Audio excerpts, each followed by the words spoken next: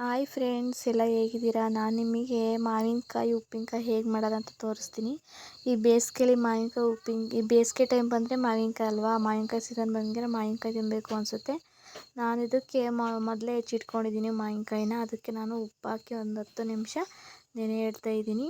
ಸೈಡಲ್ಲಿ ನೆನೆಯಿಟ್ಟು ಒಗ್ಗರಣೆ ಹಾಕ್ಕೊತಿದ್ದೀನಿ. 1 table spoon ಎಣ್ಣೆ, ಸಾಸಿವೆ, ಜೀರಿಗೆ ಹಾಕ್ಕೊಂಡಿದ್ದೀನಿ. ಅದಕ್ಕೆ ಜಜ್ಜಿಟ್ಟಿರೋ ಬೆಳ್ಳುಳ್ಳಿ ಹಾಕ್ಕೊತಾಯಿದ್ದೀನಿ.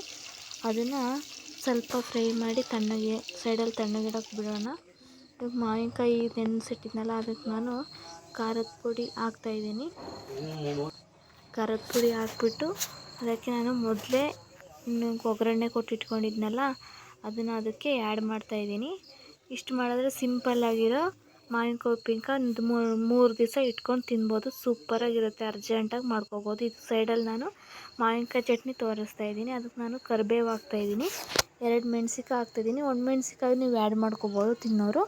ಅದಕ್ಕೆ ಕೊತ್ತಂಬರಿ ಸೊಪ್ಪು ಹಾಕ್ತಾಯಿದ್ದೀನಿ. ಕೊತ್ತಂಬರಿ ಸೊಪ್ಪು ಹಾಕ್ಬಿಟ್ಟು ಸ್ವಲ್ಪ ಬೆಳ್ಳುಳ್ಳಿ ಹಾಕ್ತಾಯಿದ್ದೀನಿ. ಬೆಳ್ಳುಳ್ಳಿ ಹಾಕ್ಬಿಟ್ಟು ಅದಕ್ಕೆ ಉಪ್ಪು ಹಾಕ್ತಾಯಿದ್ದೀನಿ.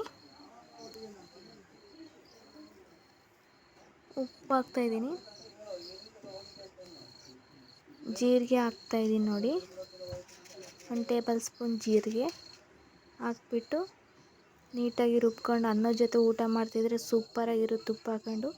ಈ ವಿಡಿಯೋ ನಿಮಗೆ ಇಷ್ಟ ಆದರೆ ಸಪೋರ್ಟ್ ಮಾಡಿ, ಸಬ್ಸ್ಕ್ರೈಬ್ ಮಾಡಿ ಪ್ಲೀಸ್ ಫ್ರೆಂಡ್ಸ್, ಸಪೋರ್ಟ್ ಮಾಡಿ. ಬಾಯ್.